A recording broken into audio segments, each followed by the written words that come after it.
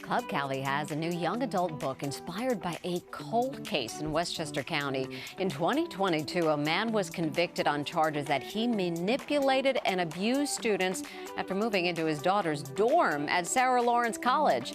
Best-selling author Tiffany D Jackson takes a twist on the idea in her new suspense novel, The Scammer. She joins us to talk about it. Welcome. Congratulations on the new book. Thank you so much. And it's number 10. Yes. In your books. It's quite incredible. What a number. Thank you. Tell me about this one. I mean, what a case. The Sarah Lawrence case made national headlines.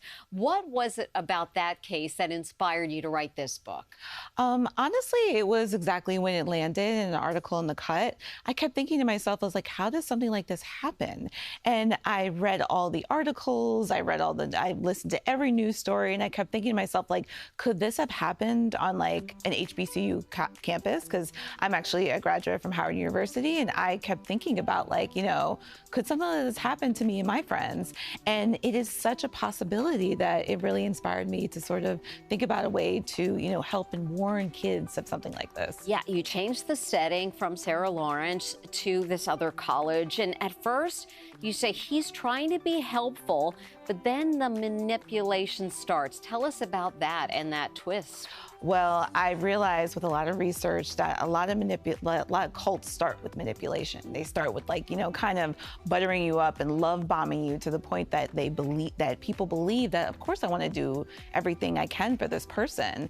And so when I started, like, thinking about ways to kind of like make this person, like, want to, this character Devante, want to, invest in the other students, like, how do you get students to, like, be your best friends? By treating them like they're adults. And that's honestly what starts to happen. That's exactly actually what happened with Sarah Lawrence as well, too. The main character in your book, Jordan, comes to the school in a vulnerable state. Her relationship with her parents is strained, but she starts to see the trouble. Mm-hmm. And that was what was quite remarkable in that. Yeah. That kind of changed the course of where this book was going to take us. Yeah, because oftentimes when I research cults, there's always a couple of people who sort of, like, have something in the back of their mind that says, like, this isn't right. And Jordan is one of those characters. And with her roommate, she has 3 roommates that she's, in a dorm with, and one of the roommates' brother, like, moves in with them.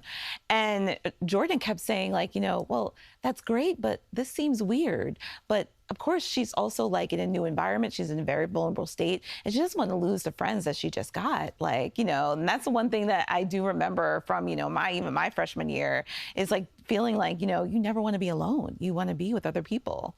As readers turning the page, they may not realize how much research had to go into your story. So tell me about the book and what was going on behind the scenes in getting this prepared. Oh, gosh. So like you said, this is, like, book number 10 for me. And I'm a big true crime girly through and through. I do a lot of research, especially on, like, cases that inspire my stories. So I definitely read books about cults.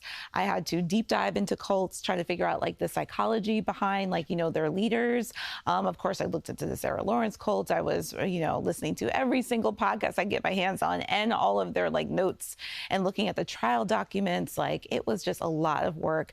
But I feel like research, making stories as realistic as humanly possible, really helps, especially, readers, like, get into the, the shoes of the characters. What do you hope readers take away from this book? Oh, man, discernment. I really hope that people understand that there are a lot of sheep's and wolves clothing. And, you may not have that, you may not be privy to that. I'm Brooklyn born and raised.